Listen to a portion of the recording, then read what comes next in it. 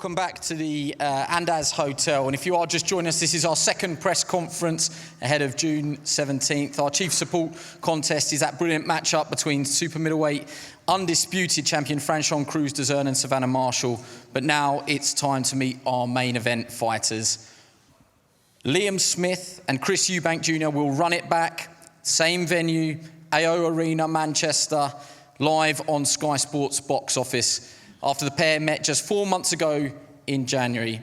Now, this time, it's Smith versus Eubank, not the other way around. The bragging rights firmly with the man on my right. It was a fight that captivated the British public with a spiteful and controversial build-up. Both men believed and predicted that they would win inside the distance.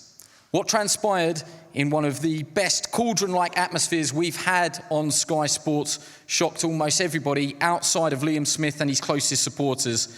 The immovable object, the Eubank chin, which has been tested before and never failed, was breached in a dramatic and explosive fourth round. Chris said in the build-up his career was in dire straits if he lost. Liam said the same. Now, so many questions. I'm sure all of you have got many. So let's get straight to the fighters. Will it be repeat or will it be revenge? Liam Smith, you get the chance to go first this time, the A side, after winning in such dramatic fashion. Now, I wonder actually if all this talk of how dramatic it was, how surprising it was, if you feel a little bit disrespected that maybe nobody listened to you because you did say in the build-up exactly what would happen. Yeah, obviously, it was more of a lesson learned for media people. Being told basically fight week, it was like, you might as well not have threw a headshot at Chris because he's got a great chin. That's what was made out. It was like, it was pointless throwing at Chris's head because he can't be hurt. So it makes it more just show a lesson learned for the media. Never judge it like that. Chris has got a good chin. There's been better fighters with better chins than Chris Eubank Jr. get knocked out. And, obviously it happened to him. It all happened to him on one night. Everything he thought he couldn't happen to him. Everything Chris prides himself on happened to him on one night. He got buzzed. We sat the gloves are off. He said he's never so much as been buzzed, never been dropped, never touched down. All them things happened to him on one night, and I done it to him. So, yeah, it was a good night for me. As you stood under those bright lights in January, though, at the end of the fight, did you believe that we'd be back here, that we'd be doing the rematch, that Chris would take it? I know he tried everything to make the Conor Benn fight, but to save face, he had to take this rematch. If he wants to go any further in his career, he has to take this rematch. And he's got a big thing.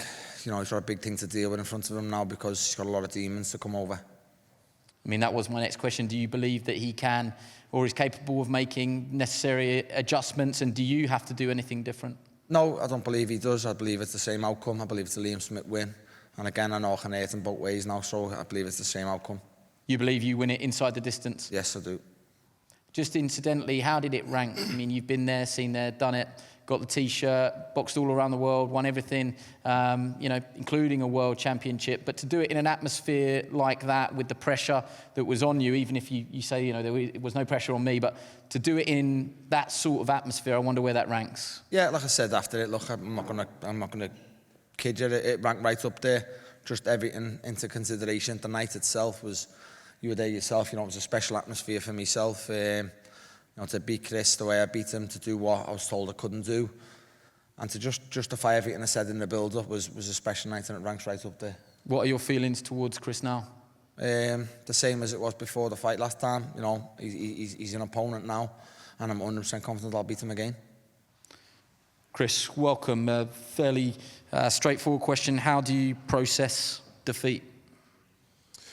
How do I process defeat? I'm a good sport.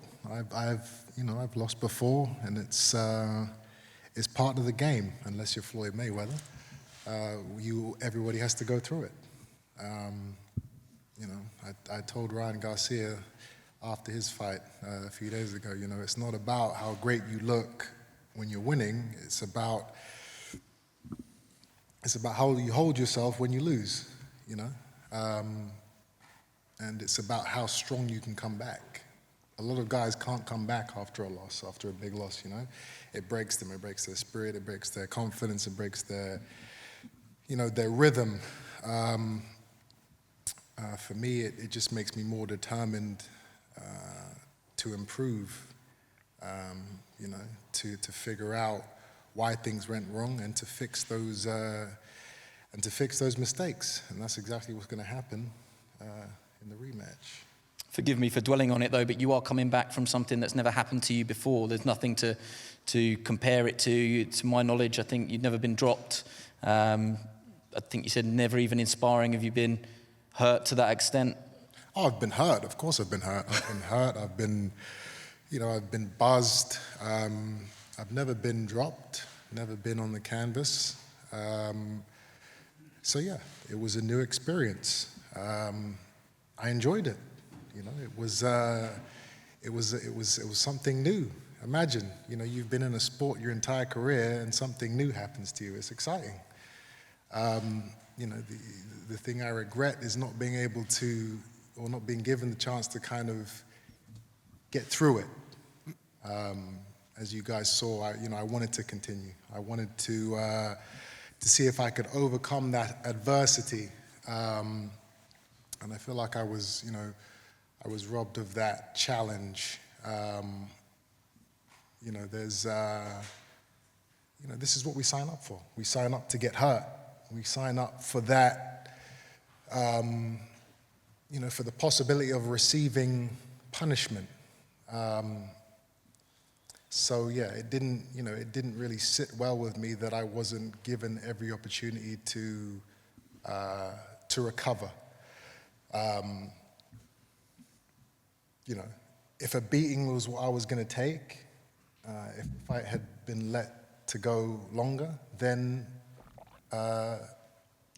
great. That's what I deserved.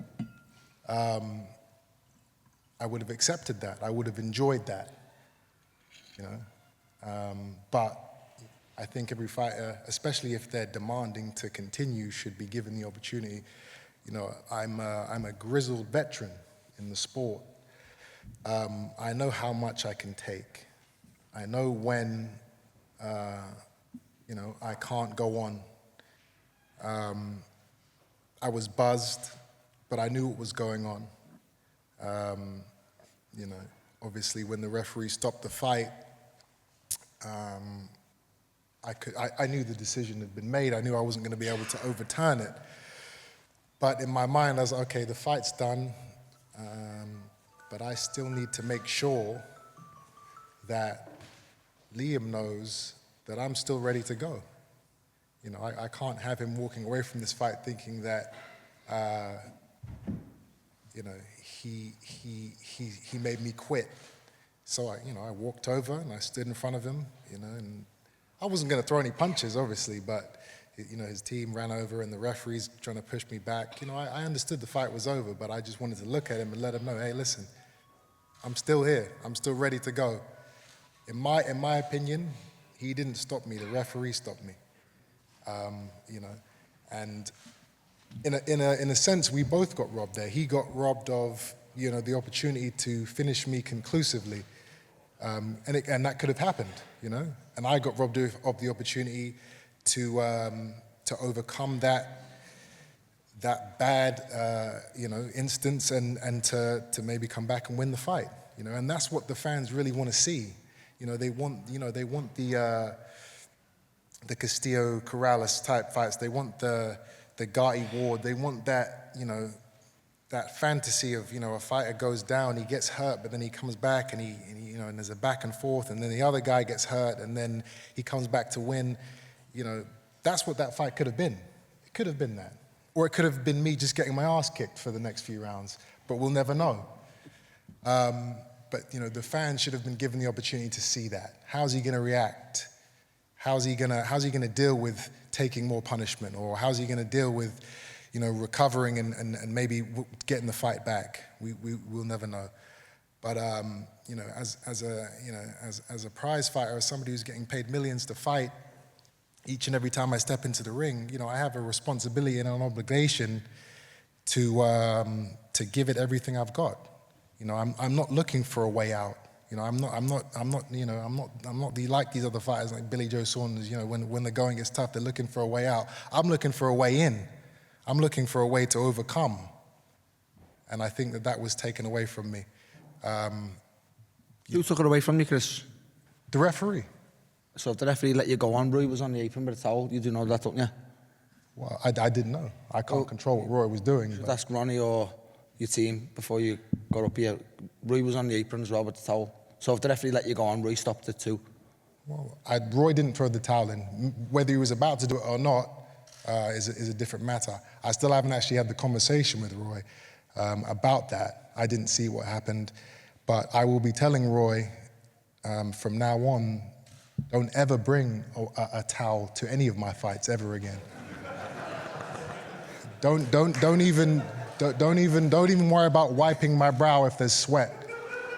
Because like I said, you know, as a man who's getting paid millions to fight each and every time he steps into the ring, I have a responsibility to take my beating if that's what is going to happen. You know, this referee, he actually refereed the same fight where I fought Nick Blackwell. And he let Nick take, a hellacious beating over 10 or 11 rounds to where he ended up in a coma.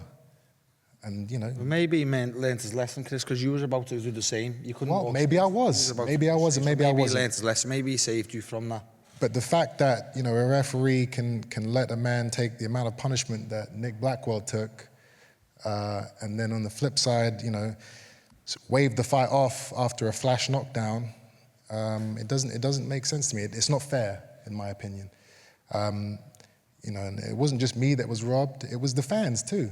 You know, a lot of people paid to see me get my ass kicked, and they were robbed of that. You know, they wanted to see me take more shots, and they didn't get to see that. You got given your chance after the first knockdown, Chris. You couldn't walk. You walked 5 steps. You fell 5 steps forward, and he gave you the chance. It could have been stopped off the first knockdown, but you got given the chance you're asking for. You got given the respect because of your chin. Anybody else who stumbles 5 steps after being knocked down gets stopped on the spot.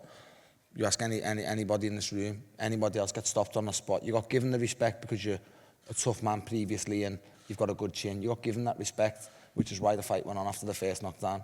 Okay. You know yourself, anybody else who does that dance you done gets stopped on that spot. Well, it wasn't a dance. I got up too quick because something like that's never happened to me before. And obviously it takes time for your body to resync.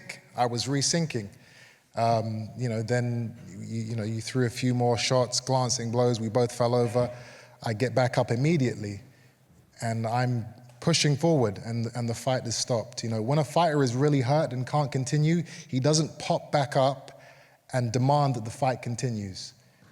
Like I said, I'm a grizzled veteran. I know what I can take and what I can't take, and I could have taken more punishment if that's what was going to happen, and I could have taken, all I needed was a few more stanzas to get my rhythm back, and I think I would have been back in the fight. Again, we'll never know. But the exciting thing now is that we get a chance to run it back and to see if it wasn't just a lucky shot, a lucky combination, a lucky elbow, whatever you want to call it. If you do it again, then my hat comes off to you. You are the better man, and there's no argument. But as of right now, I still believe I'm the better fighter, and I think that is. I don't think that's an unfair thing to say when you dominated the first 3 rounds, which I believe I did. So I think I'm going to go in there and I'm going to right that wrong. Obviously, you're going to do what you need to do to stop that, and that's what's going to make this fight so exciting. Liam, I'll give you a chance to come back on a couple of those points there. You were closer than anybody else, barring the referee. You saw, with your own eyes into Chris's eyes. So I'll ask you the question, was it stopped too early? And on the second question, Chris just said there that he felt that he had dominated the first 3 rounds. Your opinion on that as well? Yeah, look, obviously I let Chris have a say. You don't need to be a genius to see, he's fallen over everywhere. He got his chance after the first knockdown.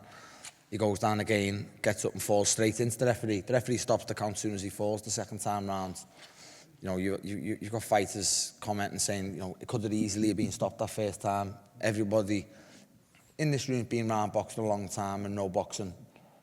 he got given his credit for his history, so to speak. You know, he got given the chance to carry on after that first knockdown. Any other fighter gets stopped after that first knockdown. You can't fall forward 5 steps and let the referee, you know, you got up too quick. That's your mistake. You should have been stopped. He gave you the chance. You went down again. You fell over again. We fell over. I fell over. I didn't. My bottom didn't touch no floor. No, I'm saying the second time we both fell over. That's what we that didn't. was. You fell. I didn't fall. I didn't hit the floor. I didn't fall.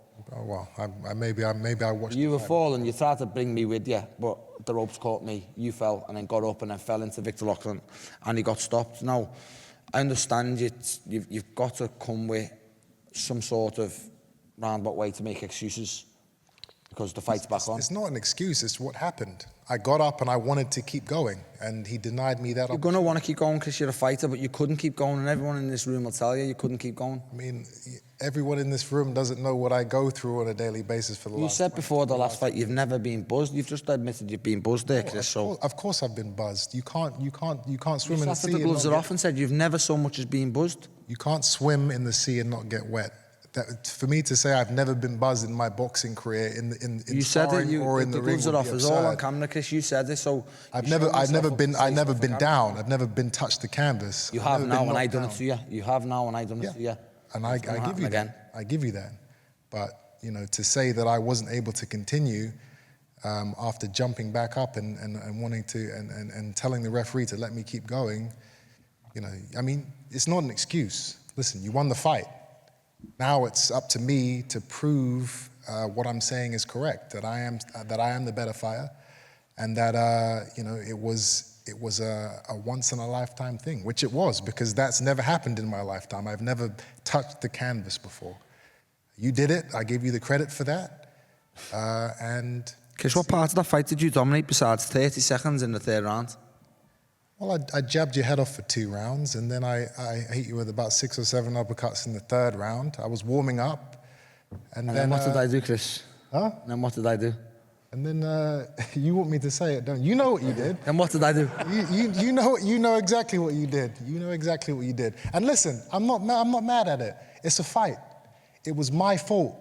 I should have, you know, protect yourselves at all times. I didn't do that. I let you get in and do what you did. And fair play to you. I can't knock you for that. It's a fight, you know. Our health is on the line. We're trying to feed our families here. Now you get another huge payday. You wouldn't have got that if I just gone there and blown you out. So absolutely, you know, I get it. I get it. It's you know, I'm happy for you. But make no mistake, you know, this next fight here, it's I'm going to be a different animal. You know, we're not giving you any chances this time. What can you do different, Chris? What's that? What can you do different? Oh, well, you guys are going to find out. I'm not going to give away my game plan. I got to keep you guys. Got your game plan wrong last time, bro. You said. Listen, my game plan was going swimmingly. You didn't land a shot. You know, you had Matthew Macklin on the commentary box talking about, oh, what a great overhand right. You know, those were some great shots. And you look at the replay and you hit my glove. You didn't touch me until that 4th round. I was having fun. I was enjoying myself. You're terrified, Chris. Can I ask you a question, a genuine question? Did you get knocked out in the build-up or anything? Did I get knocked out in the build-up? Yeah. What does that mean? Did you get knocked out in sparring in the build-up? No, I didn't get knocked out in sparring. Okay, that was just a question. What a strange inquiry that was.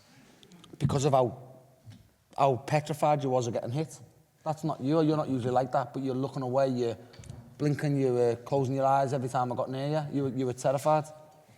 I mean, that is that's an absurd overstatement to say that I was petrified. Not really, because the first shot that wobbled you were looking at the floor. So, I think. I mean, did I not want to get hit? Absolutely. I'm a good-looking fellow. I want to keep these looks. So, you know, yeah, I was trying to avoid your punches as much as I could. Getting a few laughs today. He's brought a few cheerleaders with him today. And today. The issue with you is, I know, you know, when push comes to shove, and I said it before, you like to play dirty. And I knew that coming into the fight, so I thought, you know what, let me try and let me try and stay away from the possibility of possibly getting cut or some stupid injury happening because I want to be active. I want to fight again in 3 or 4 months. I didn't even need to be dirty with you, Chris. You were fucking easy. I didn't even need to be dirty with you. It was easy, huh? Yeah, 4 rounds was easy. I mean, listen, when you get hit with 6 or 7 uppercuts in a row, that doesn't look too easy to me, but hey. It's easy for me. I never had a mark on me. I usually get cut and it was easy. I had a mark. I was at football the next day. I had a big welt on my eye there. What shot was that? What shot was it? You tell me. What shot was I mean, I've never had a welt like that on my eye before. I don't know if it was a shot. It was something. It was something. I don't know what it was. But let me tell you. How much are you paying him? How much is he getting paid, this fella here?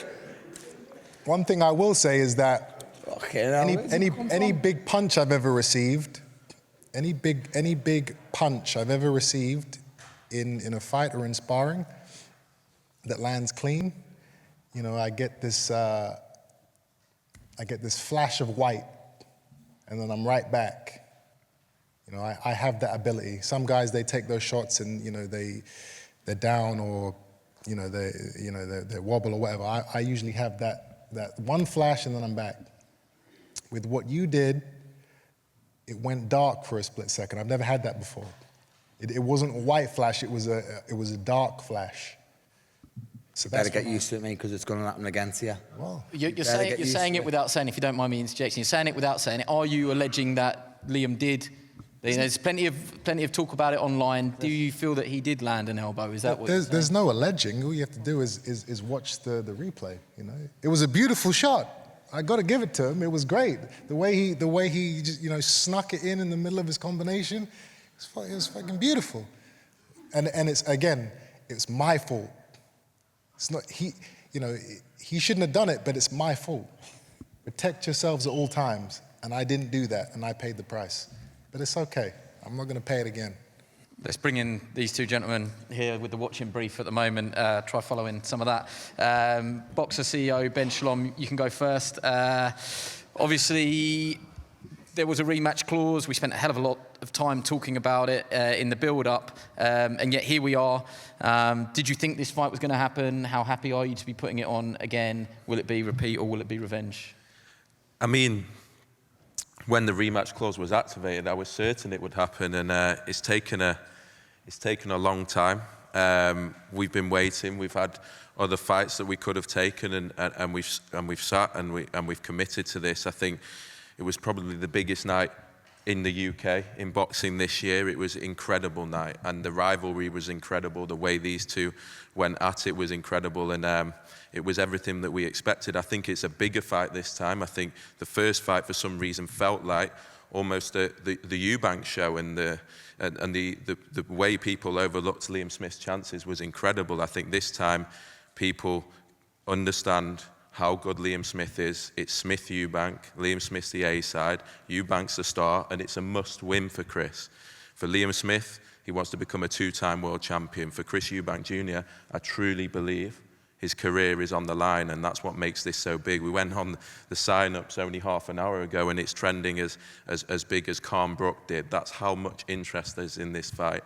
That's credit to both guys. I think it's a rematch fans do want to see. I think it's something that we've never seen happen to Chris Eubank Jr. before.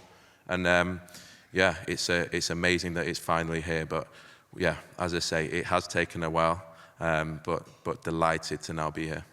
Head of global boxing at Wasserman Boxing, Kalle Sauerland. You've sat and listened to all of that.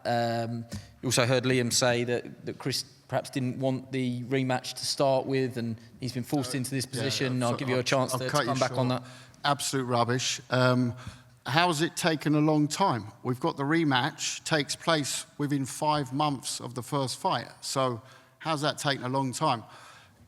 Junior got back to the dressing room, was very clear in the head, and the first thing he said to me, we're pulling that clause. I said, look, go away, spend some family time. We had some family downtime.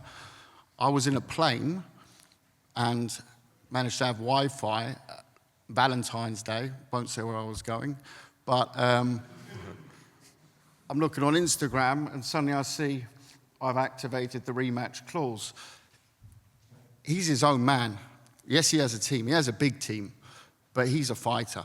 and he's a hurt fighter right now, and he's a dangerous fighter right now. So full respect what Liam's saying, full respect what Chris is saying, but I've worked with him for many years. I've never seen him in a space like this. Very clear, not a sense of desperation. He knows exactly what he needs to do. The kitchen sink, the bathtub, metaphorically, you name it, it's coming into that ring on June 17th in the Manchester Arena. It's not going to be like the first fight, which I think was tactical. You know, if you look at that third round, I think Junior showed what he'd been learning and doing. I don't know what their game plan is. I've got no idea, but I would assume it's going to be an absolute all-out war and onslaught, and that ultimately is what Junior does best. So I think when you look at it as a rematch, yeah, we can talk about some great rematches that have taken place at this weight or around this weight over many years and decades. Most recently, I'm thinking Kessler-Froch. But really, this has got a bit of a twist to it, doesn't it? Because there's no one in this room, and that includes my beloved Smith family. You can see them sitting over there. No one would have picked Liam Smith by knockout. Yes, Liam Smith by points. Can see the argumentation on that, but no one would have put smart money on that. And it was a shock. It was a shock. And Junior's reaction, by the way, to the knockdown, can say whatever anyone's opinion is, he'll know it best. He jumped up.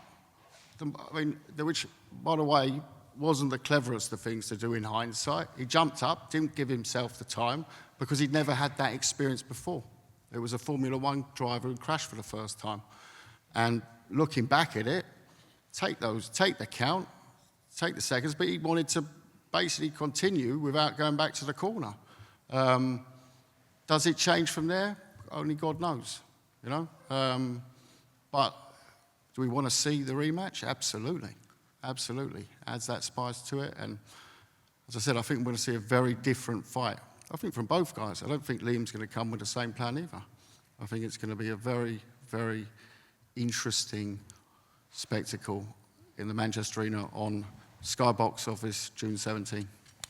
I'll give the final few statements to both fighters. Chris, you really did play the game with the gloves are off and all the promotional stuff. I don't play. Everything I do is legit. It's real. It's not an act. I don't play. I keep hearing this. You play a great game. This isn't a game. This is my life.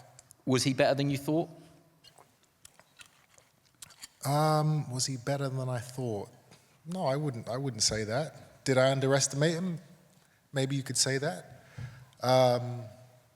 But you know, that's the great thing about boxing. That's what makes the sport so sexy, is that anything can happen. I said it in the build-up.